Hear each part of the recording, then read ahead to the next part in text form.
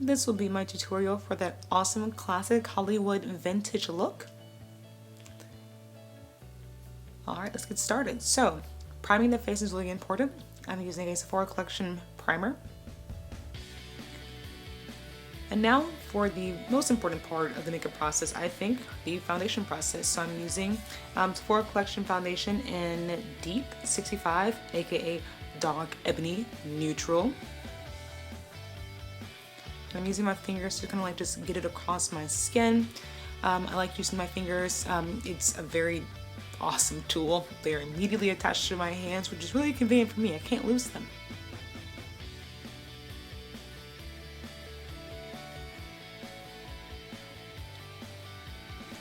And that's a visual for you. And next I'm using the Makeup Forever HD Indivisible Cover Stick Foundation in 180 R530. And I'm just using my fingers as well, again, getting right there under my eyes. I like this product as well. It kind of melts into my hands, especially if they're already warm to begin with. My fingers don't get very warm, but when they do, boy, it's like butter. And I'm making sure I get right there under the eye because I want it to look very smooth and even. I have dark eyes at least, so if I will miss this spot or miss this part of application, it looks like I have on like raccoon goggles. I don't know what that looks like, but I would imagine it's not very pleasing, so don't do that.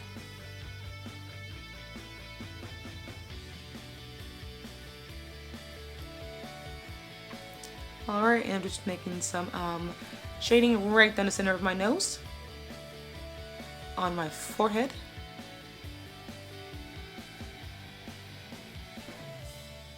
right under my chin. And I'm going to hit that cupid bow just a tad. And just using a light strokes, not pulling on my skin. I'm not.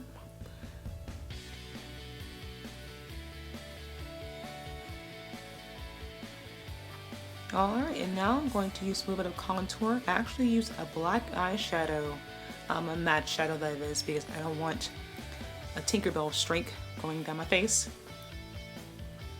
And I'm using a nice dense brush. I'm just kind of working that into my skin so I can have contour the skin, cheekbones for days. And I'm buffing it out with the brush.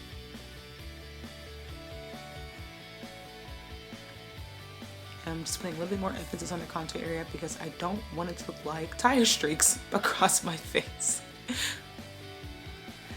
Subtlety is key. Subtlety. Less is more. Less is more.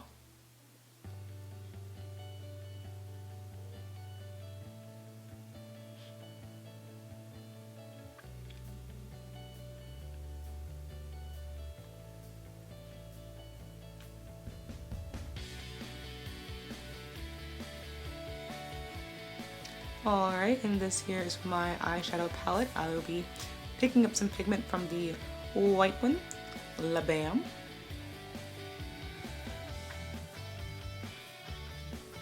And once more I'm using my fingertips to just gently pat that onto my skin. I want to create a nice base with not too much pigment because I will be going back over it with more color. Just enough to kind of like graze the landscape.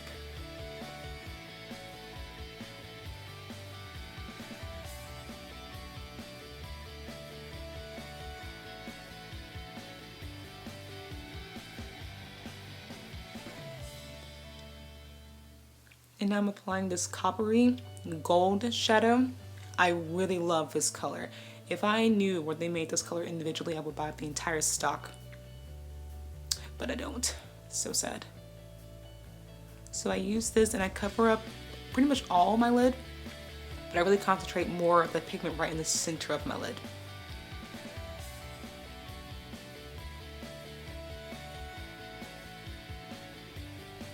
I do the same for the other one, because I am not a cyclops. Alright, I'm using a little bit more of an iridescent color right there in the inner corner of my eye.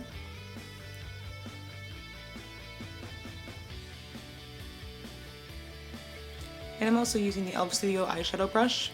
It's $3 at your local Target. It is amazing. gentle bristles. You wash this well. I love it. And now I'm adding some black shadow into the crease area of my eye. I'm going to just blend it out ever so gently.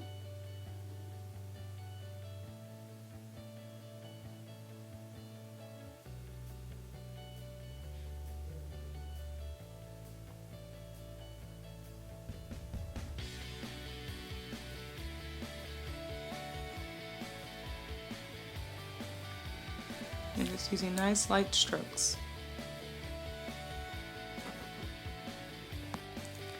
This is the Sephora Cream Blush in Fuchsia Flash. If I'm correct, I think they stopped making this blush actually, which is devastating, but I love it a lot because my cheeks do get dry, and so putting powder blushes is just a recipe for disaster. I like cream blushes and I really enjoy the blendability of this product, so I'm in love with it. I wish they kept having it more in stock, but that just doesn't seem to be the direction they're going in. So I will find these and hoard them, a bad habit. Now I'm using a little bit more of that black shadow, and I'm just contouring the outside areas of my nose, the bridge, off-center bridge. Just watch that thing. And just right under my nose there. And I'm using the Lancôme eyebrow pen. It's a pen for your brows. I'm using nice light brush strokes, going in, just giving it a bit more volume because my eyebrows are not very dense at all. I do enjoy this pen as well. This is great. I'm kind of almost foolproof, really. I was kind of worried that using like felt tip pens and liquid pens would kind of cause more problems for me, but it doesn't. It's good to go. And that is the Ciaté double-ended kohl liner and liquid liner. And I'm going to use the kohl liner side and go right there under my eyes.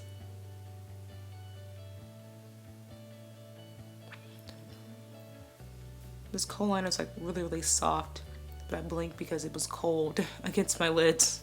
I wasn't ready for it, but it glides on super smooth. Alright, I am now doing Sephora Collection mascara. I'm just lightly hitting those eyelashes. At this point, if you want to add fake eyelashes, go for it. And this here is going to be the NYX Soft Matte Lip Cream in Monte Carlo. I'm using that because it stains my lips, but I wanted a brighter shade of red, so I actually used this to align my lips.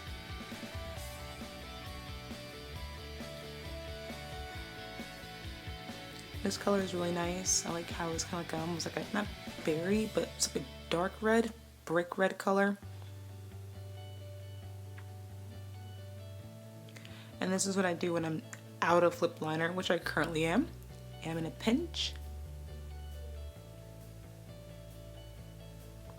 If you just keep a steady hand and just watch how you're gliding, it can actually stay on really well.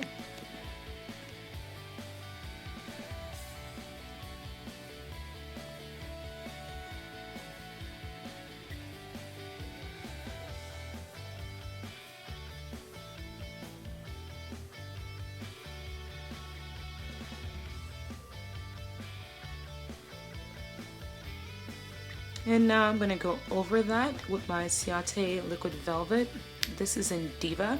It's like a true red color as well. I really want to focus on red today, so that will be my lip theme.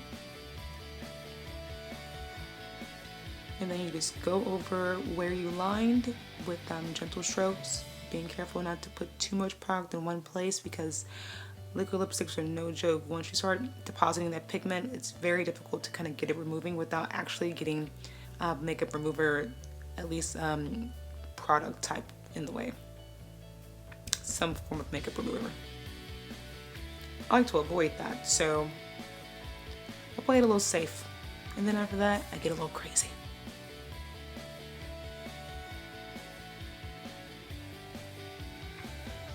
Alright, now I'm just filling in the rest of the area, being careful not to go over where I set the boundaries beforehand.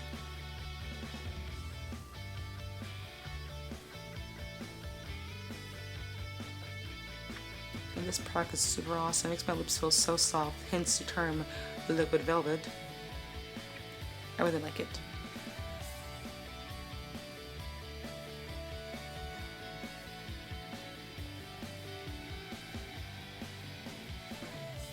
And now I just let it sit there until it gets nice and plush. So I actually went ahead and curled my hair. I wasn't going to do it at first, but I figured that if I'm going to show you this visual, I should just go ahead and make the full commitment. So I actually went and curled my hair. If you want, I can make a tutorial about that as well, because I know sometimes people ask me when I do it for shows or like any kind of like artistic endeavor, or I choose to look like I'm not from this day and age, I'll put these curls in, and a lot of people ask me like, how do I do it? So if it's pretty popular and if the curiosity's been piqued, then I can definitely make a video about that as well. But yeah, so I just did my wing eyeliner. I didn't show that because it's a battle for me and wing liners. We don't get along very well. So I had to kind of go off camera a little bit and kind of beat my eyes into submission, but I'm here now and it's all done. And yeah, this is my finished look. It's kind of like a classic, like homage to old Hollywood, that old Hollywood glam with the big hair, barrel curls, and I think it's a really nice look. And if you want to see more of that, be sure and follow me on Instagram, and you can see my page, Whitney Buckner-Actor&Artist on Facebook, and I'll be posting on Mondays and Wednesdays. We'll see what happens. So yeah, stay tuned and have a good evening.